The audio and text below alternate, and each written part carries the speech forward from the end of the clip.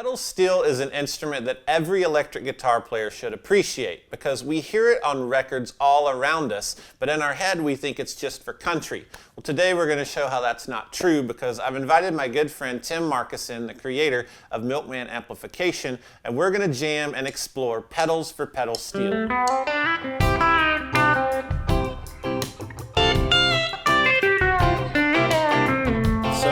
How did you get into steel guitar? You're a guitar player as well. I've seen that with my own eyes. Yes. So tell me, where did this happen for you?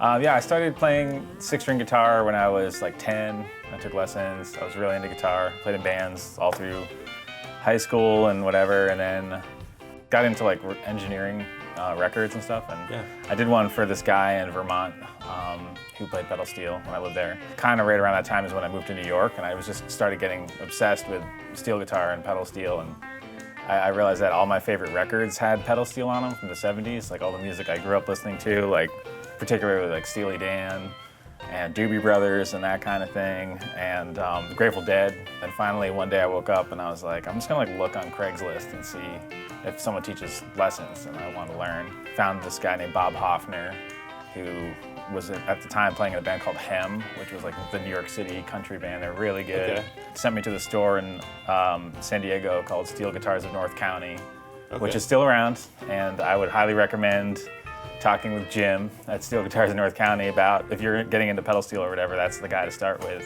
If you're a guitar player and you want to maybe make that wild decision to go buy one of these, what are you getting into?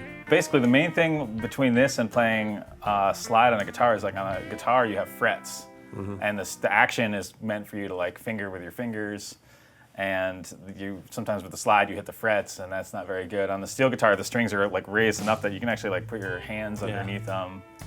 You're playing it with a bar, and your finger doesn't go through it. It just kind of sits, and you just kind of hold it down. And you use these finger picks on your hand instead of a guitar pick. It started out as a lap steel, and then as people kept adding and making changes and tweaking, and there was a lot of Buddy Emmons adding things, and like this is actually set up like the Buddy Emmons setup, which is the way that the knee levers are on my left knee are tuned, and the pedals. And what that's allowing you to do is bend strings, and that's where we see a lot of people maybe familiar with like B-benders and a telly or something. It'd be like having a lot of B-bender, like every string has a B-bender on it. Right.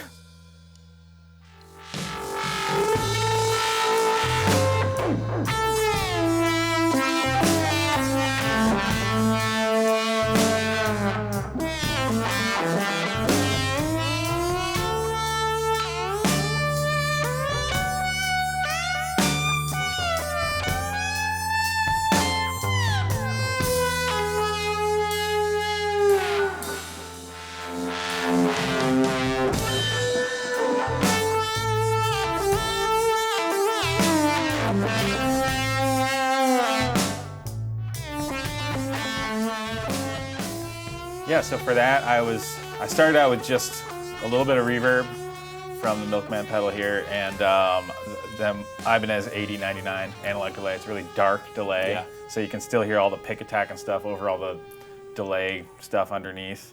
Then at some point I switched on the Unicorn, which is the kind of univibe swirly thing that you heard there, and then I kicked on the Mahoney Bosstone Fuzz, and that's when things got, we were totally out of control. Who are some of your favorite bands, artists, or just players that people don't even know who they are? Like, what's your inspiration for this? I was always a huge fan of Sneaky Pete Kleino. Okay. He played with the Flying Burrito Brothers. But he was also like a Nashville session guy at the time. He played with Frank Zappa, which is actually how I first heard of him. There's one album where there's like a pedal steel solo and it's Sneaky Pete, and it's like unbelievably good. And I remember hearing it as a kid and being like, what? How is this guitar player doing this? And of course it wasn't a guitar at all.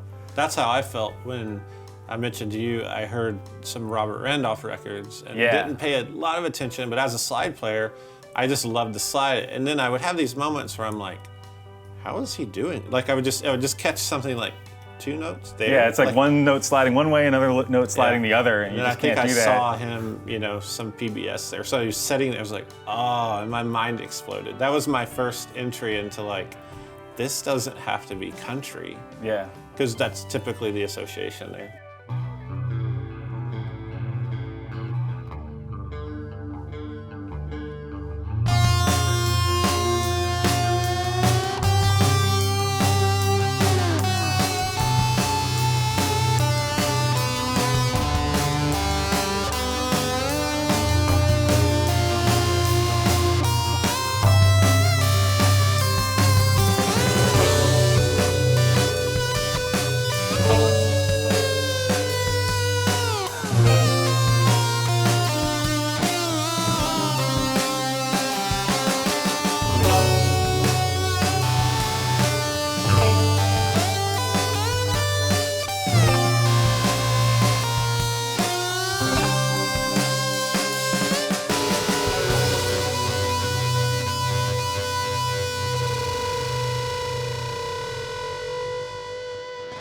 So on that one, I turned up the reverb a little bit on the Milkman amp pedal, and I was using a metal zone, pretty much all knobs at noon, and I was running it into the 8099 again, the analog delay.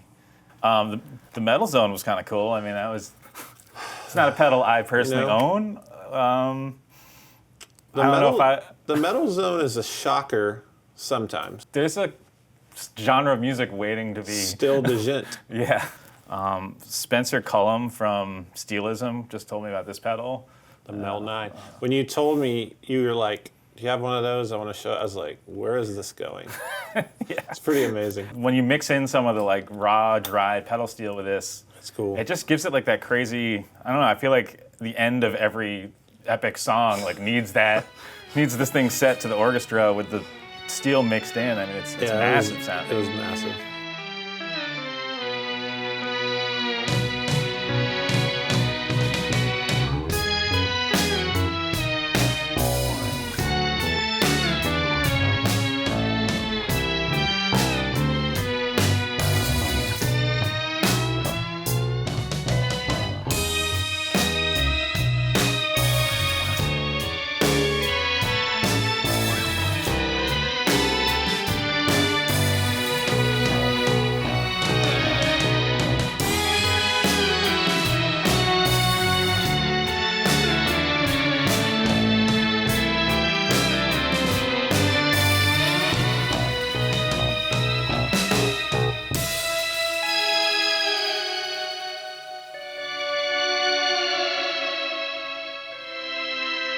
I might call you Sir Josh. Right. Scott. Y'all McCartney, because you're from... Y'all McCartney. No, that's amazing. Y'all McCartney. Anyways, on that one, I was using the Mel 9 from Electro-Harmonix, which is a really fun little kind of... it's like a Mellotron emulator. It's not like sample-based, right? It's like synth-based Mellotron. And then I was using the Lucky Cat Delay. I switched that on about halfway through just to kind of increase the amount of, whatever Beauty. we were doing. Yeah, it was beautiful. It was British-inspired. It was, it was Mellotron-y. I was just digging through all of Josh's records, and I didn't find a whole lot with steel guitar originally, but then I found this record, which is Daft Punk, Random Access Memories, which came out a couple years ago. And there's a great song on here called Fragments of Time, and there's a ton of steel guitar on that, played by Greg Leese. He was actually using one of my amplifiers on that. So you can kind of find some steel guitar if you know where to look. I also chastised Josh for not having Pretzel Logic or Countdown to Ecstasy, Steely Dan. Both of those records are filled with great steel guitar. But he's doing pretty good. He's got some good country records, and I don't want to sit here and just judge Josh too much for his records, but I will say there's a lot of good albums in that collection with pedal steel, and we were talking about pedal steel today, and go to the record store and you're into Daft Punk, get this album. Thanks so much for watching this episode. It's been a blast. I've enjoyed, Tim, learning all these crazy effects. Kind of the what not to do's might just be what I would want to do when I buy a steel guitar. If you're watching this, I would love to hear from you. What was your favorite song that we played? What are your favorite effects on steel guitar if you're a steel player? Let's just talk about steel guitar. Let's talk about songs, artists. Just get on the comments, talk with me about it, because I'm excited. I've learned a ton, and I hope that you guys have as well. I do want to give Tim some mad props. His company is amazing, milkmansound.com. Go on there, get a cup of coffee, spend a few hours, check out his amps, and specifically the amp. I'm super impressed with it. I'm gonna need 4 to 5 of these. That's all for today. Just hit like, subscribe to the channel, and hit the bell icon, and you'll get notifications of future episodes. I think the last thing we should do is probably jam out one more time. Get it jam out, like an outro.